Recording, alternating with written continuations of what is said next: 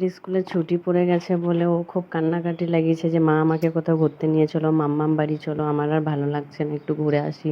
তোমরা জানোই যে এখানে আমরা কোথাও বেরোতে পারি না, কোথাও যেতে পারি না। তো সেই জন্য সত্যিই তো আমাদেরই বড়োদেরই ভালো লাগে না এক জায়গায় থাকতে। তো তো বাচ্চা মানুষ, তো নিজে নিজে ওই যে জামা কাপড় পরে নিচ্ছে, এখন স্যান্ডেল পরছে, মাম্মাম বাড়ি যাবে বলে। আর ওই যে ব্যাগগুলো রাখা আছে বলে এই যে আমার ব্যাগ গোছানো হয়ে গেছে।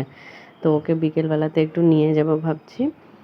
তো সাইকেলটা অনেকদিন বের করা হয়নি, তো সাইকেলটা করে ওকে নিয়ে যাব। আর আসার সময় তোমাদের দাদা ভাইয়ের সঙ্গে দেখা হলে চলে আসবো একবারে বাড়ি ফুচকা টুচকা খেয়ে।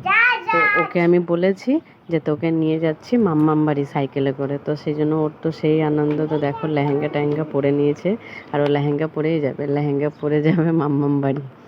আর এটা হলো ওর যখন অন্নপ্রাশন হয়েছিল সেই তখনকার লেহেঙ্গা, মানে 7 মাস বয়স ছিল তখনকার লেহেঙ্গা। আর এখন ওর কত বড়, মানে ও বড় হয়ে গেছে, লেহেঙ্গাটা ছোট হয়ে গেছে। আর আগে যখন পরেছিল যেদিনকে অন্নপ্রাশনের দিনে, সেদিন তো পুরো ঢেকে যাচ্ছিল।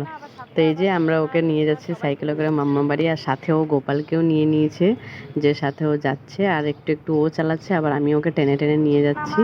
তো দাঁড়িয়ে আছি এক জায়গায় ওর পাপার সঙ্গে দেখা করার জন্য, ফোন করে বললাম এই জায়গায় আছি। তো এই যে বাচ্চারা কান্নাকাটি করলে এইগুলোই একটা ভোলানোর জন্য।